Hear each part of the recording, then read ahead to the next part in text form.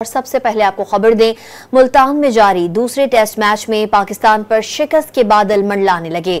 दूसरे रोज खेल के अख्ताम पर वेस्ट इंडीज की जानिब से दिए गए 254 रन हदफ के ताकुब में मेजबान टीम की 4 विकेटें गिर गईं। पाकिस्तान को मैच में जीत के लिए 178 रन दरकार हैं।